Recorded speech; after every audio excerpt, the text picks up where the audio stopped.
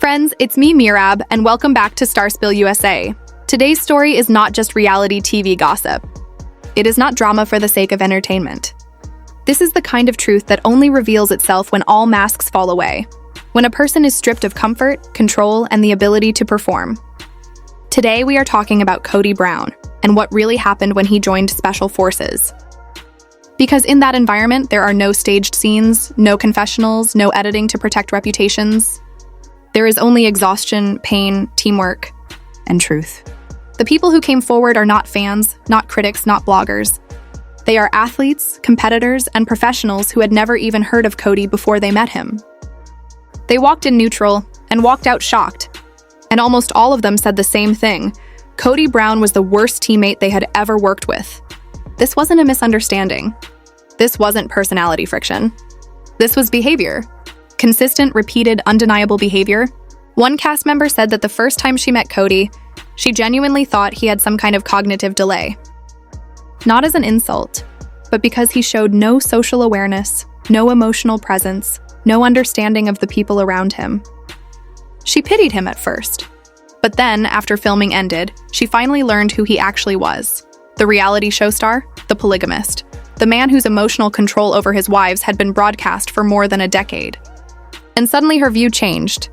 He wasn't slow. He was emotionally empty. He lacked empathy, not intelligence. Another cast member described something even more alarming. During one physical challenge, Kody sprinted up and down a hill so fast, so erratically, that the man genuinely wondered if Kody was on amphetamines. Not joking, not exaggerating. He said Kody moved like a cartoon character, desperately fast but without purpose, direction, or awareness of others. For someone in his 50s to outpace young, professionally trained competitors in that way, people didn't know what to make of it. They said his energy felt unnatural, not athletic, not disciplined, chaotic.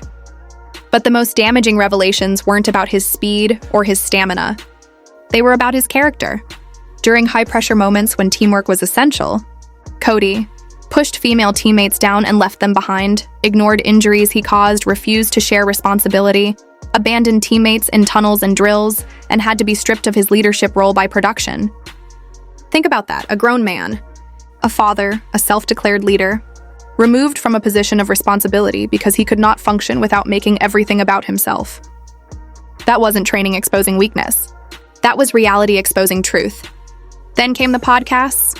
Brianna LaPaglia, who tried to be kind to him at first, said that once she learned who he truly was, her sympathy turned into anger. She realized he didn't behave strangely because he was lost. He behaved that way because he has spent his entire life believing he is the center of the universe. Ravi Patel said Kody reminded him of a 12-year-old boy, not in innocence, but in emotional maturity, overexcited, desperate to be impressive, needing to be seen as important, yet completely disconnected from everyone around him. And that is where the story becomes painful. Because when a person cannot connect, they cannot lead. They cannot support.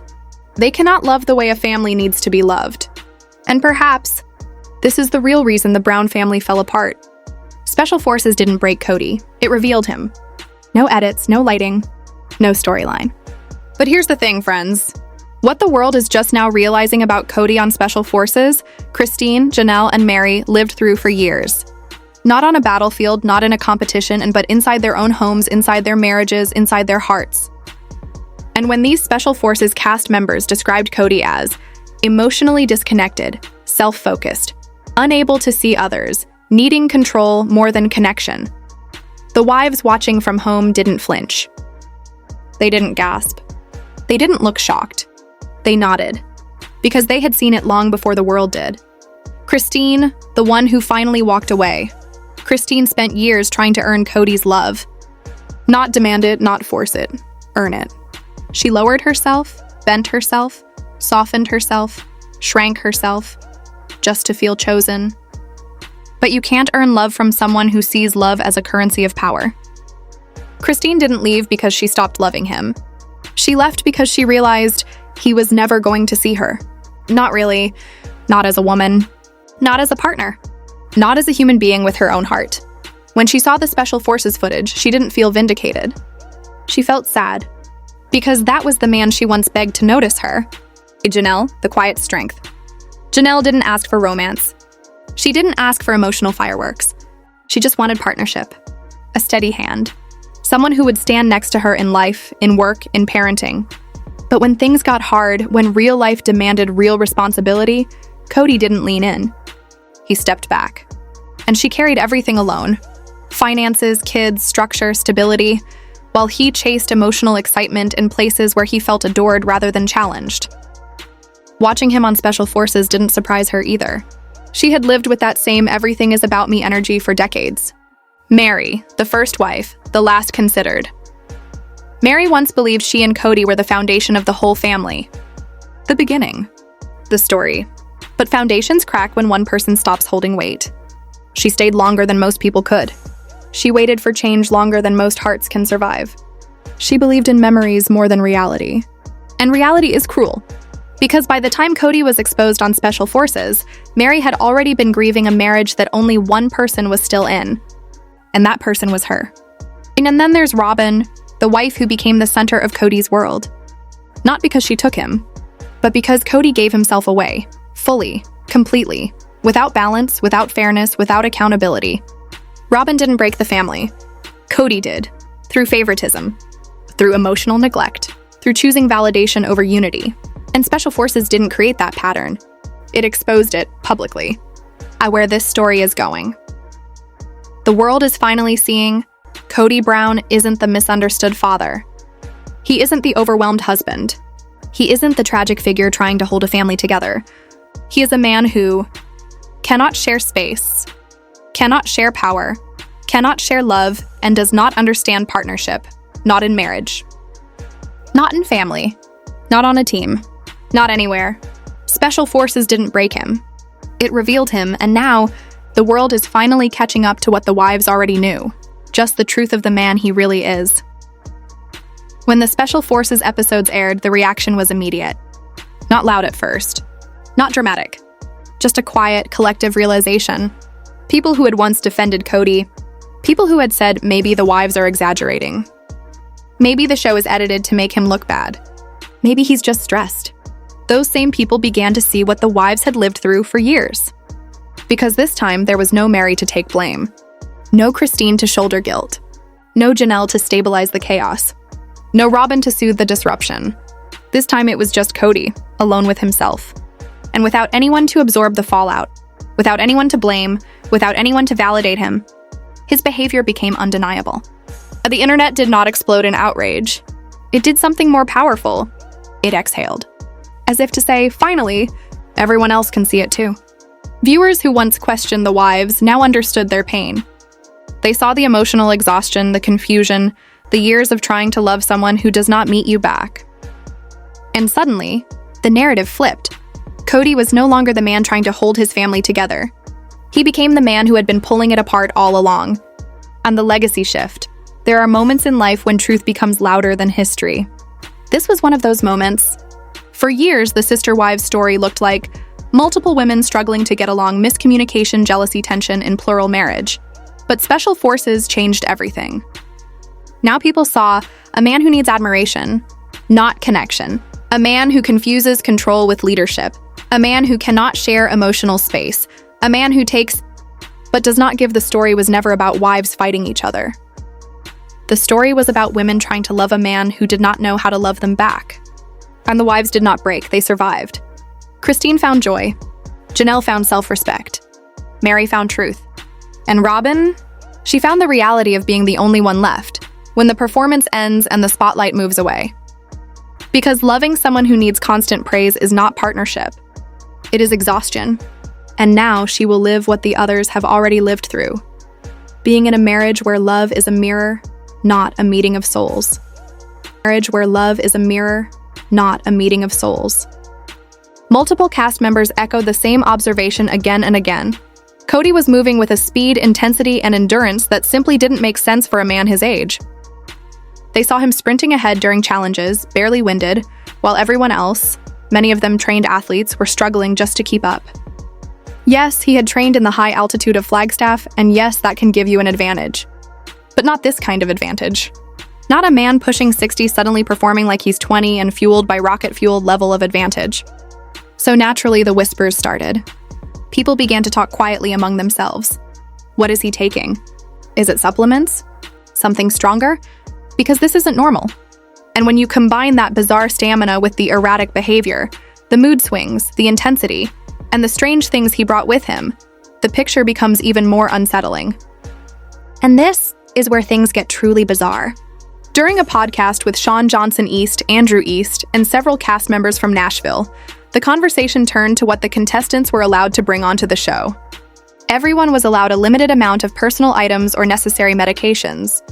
And suddenly, everything about Kody started to make sense. Ravi Patel openly admitted that he worked the system a little.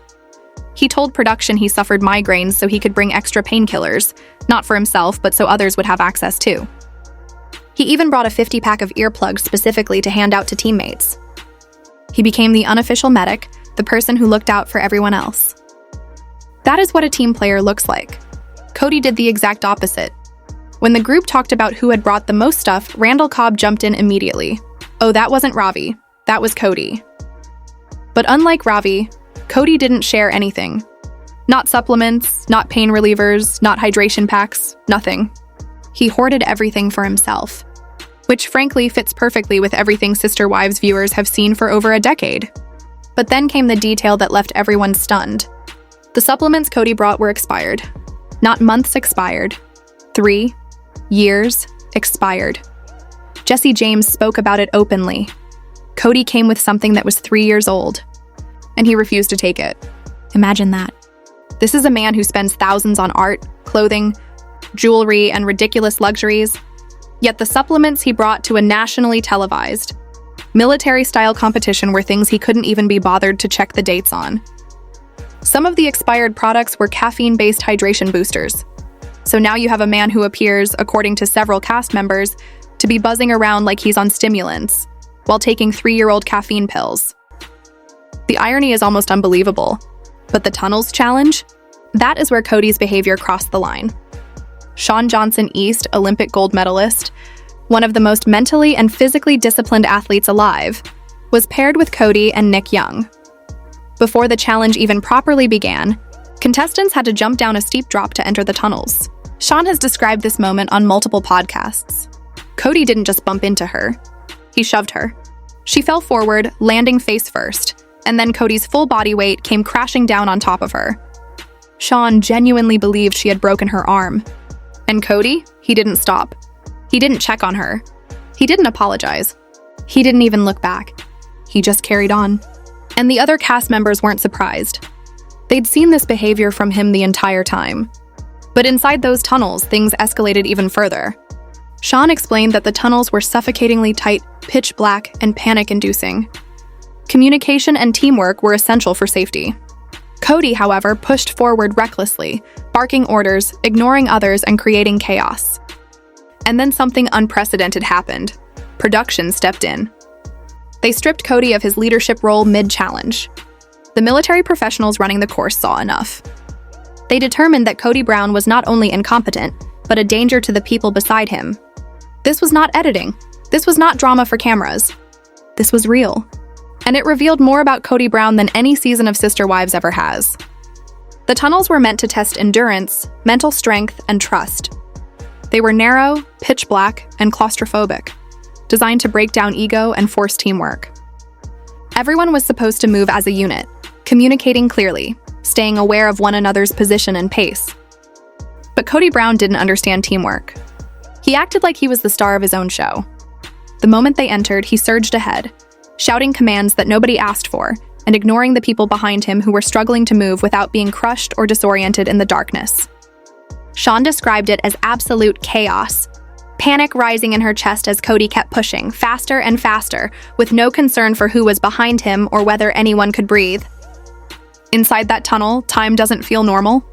There's no light, no sound except the echo of breathing and scraping movement. Every breath feels stolen. Even trained athletes began to feel panic clawing up their throats. Shawn tried to speak up. Her voice shook. "We have to slow down. People need space." Kody didn't stop. He didn't even respond. He kept forcing the entire group forward, even as some of them physically couldn't.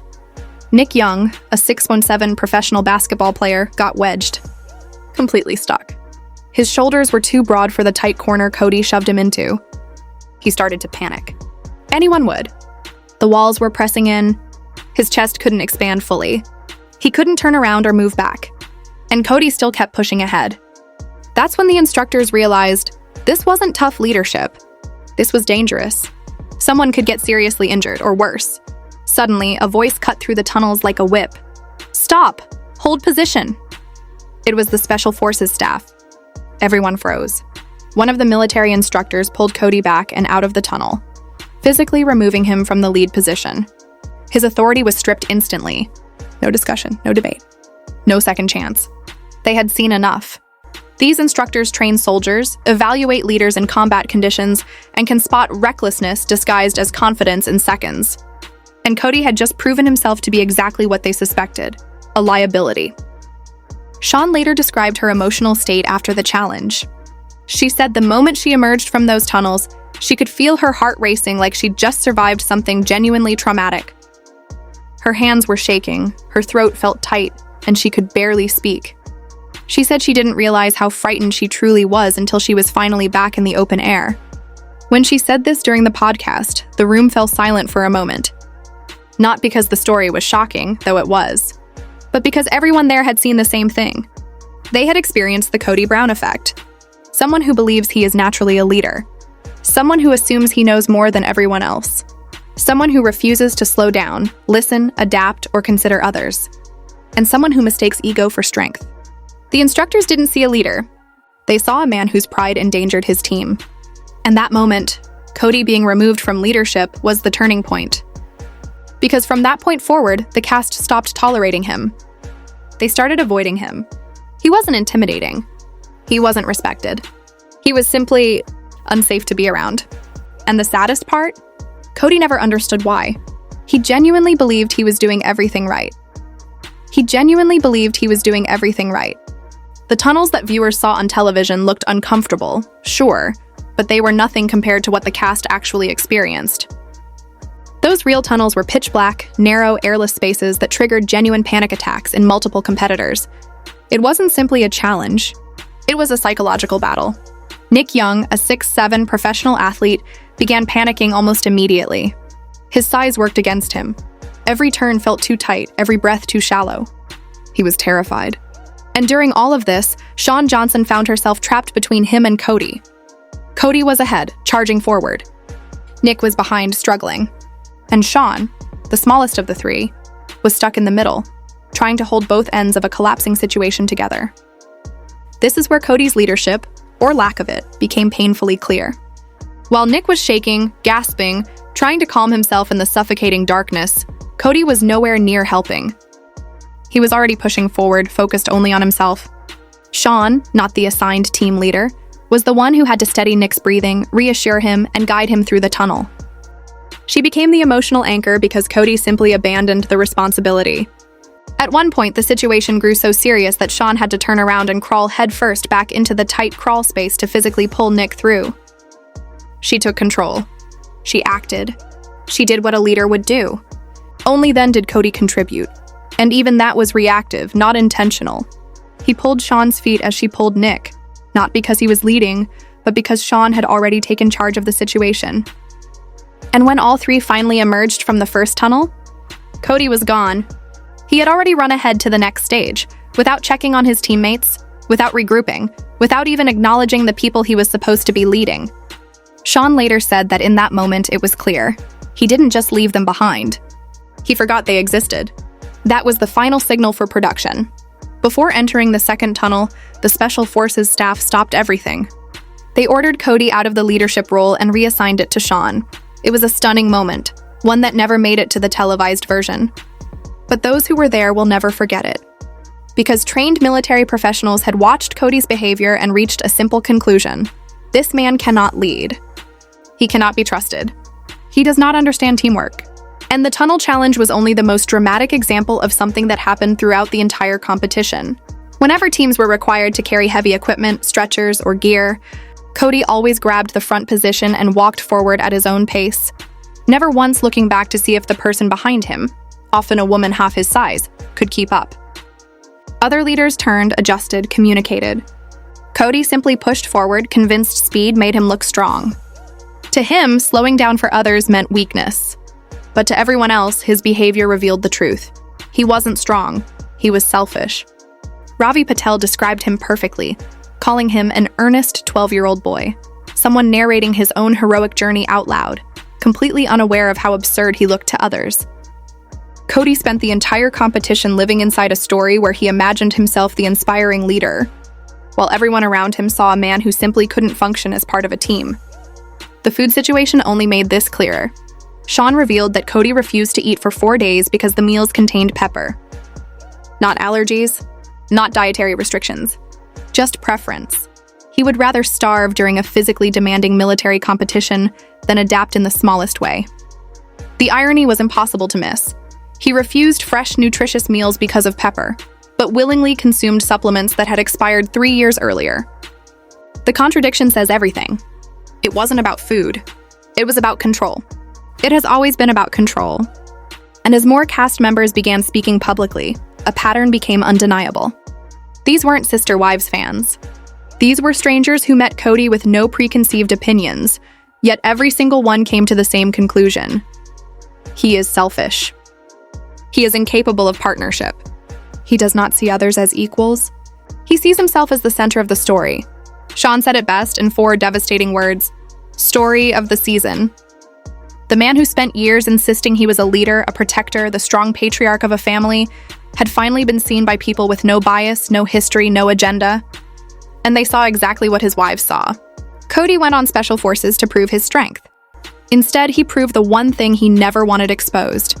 He cannot lead because he cannot care. So now we arrive at the final question. Do you think Kody will ever understand how badly he came across? Or is he still living in his private reality where he was the hero of the show? Tell me your thoughts. The conversation is open. In the end, Special Forces did not break Kody Brown. It simply revealed him.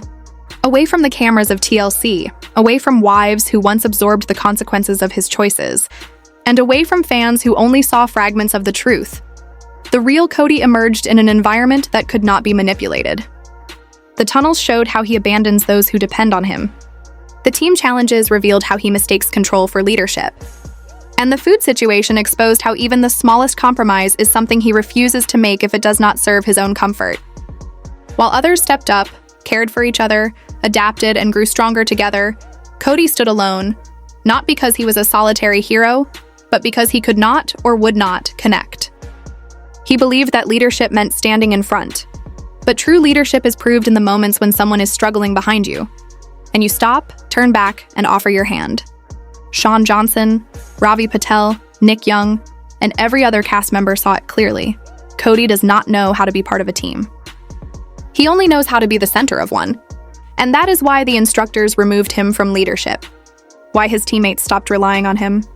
Why the audience, for the first time, saw him without the frame of Sister Wives. He did not fail because he was weak. He failed because he could not care. The show asked its participants to fight fear, pain, exhaustion, and doubt, but also to show humility, empathy, and trust. And that was the one test Kody could not pass. In the end, Special Forces didn't change Kody Brown, but it changed how the world sees him. Changed how the world sees him.